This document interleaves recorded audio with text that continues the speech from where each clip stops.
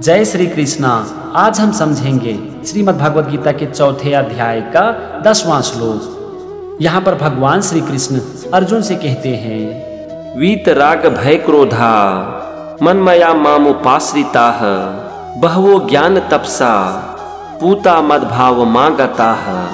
चलो सबसे पहले हम एक एक शब्द का मतलब समझते हैं। और यहाँ पर सबसे पहला शब्द है वीतराग भय क्रोधा, और इसका मतलब है जिसके राग, भय और क्रोध सर्वथा नष्ट हो गए थे। राग का मतलब होता है मोह। अगला शब्द है मनमया, और यहाँ पर इसका मतलब है जो मुझ में अनन्य प्रेम पूर्वक स्थित रहते हैं। फिर है माम उपाश्रिताः, इसमें दो शब्द है माम और उपाश्रिताः। माम का मतलब होता है मेरे और उपाश्रिताः मतलब आश्रित रहने वाला।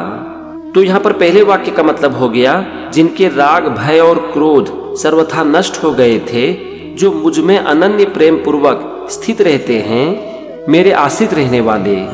चलो अब हम दूसरे वाक्य पर चलते हैं। और यहाँ पर पहला शब्द है बहवो, और यहाँ पर इसका मतलब है बहुत से भक्त।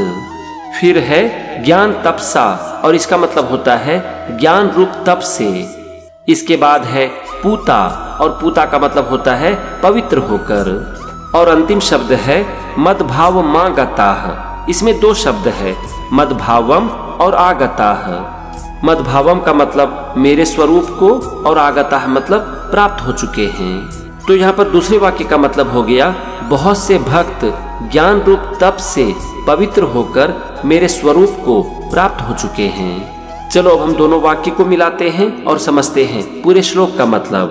भगवान श्री कृष्ण अर्जुन से कहते हैं कि हे अर्जुन, जिनके राग, भय और क्रोध सर्वथा नष्ट हो गए थे, जो मुझ में अनन्य प्रेम पूर्वक स्थित रहते थे, ऐसे मेरे आश्रित रहने वाले बहुत से भक्त ज्ञान रूप तप से पवित्र होकर मेरे स्वरूप को प्राप्त हो चुके हैं। यहाँ पर भगवान कह रहे हैं कि जो मोह, भय और क्रोध से मुक्त होकर प्रेम पूर्वक मेरे ऊपर आश्रित हो जाते हैं, मेरी भक्ति में लीन हो जाते हैं, ऐसे लोग ज्ञान और तपस्या से पवित्र होकर मुझे प्राप्त कर लेते हैं। तो ये था श्रीमद् भगवद गीता के चौथे अध्याय का 10वां श्लोक और उसका मतलब। अगले एपिसोड में हम समझेंगे 11वें श्लोक को।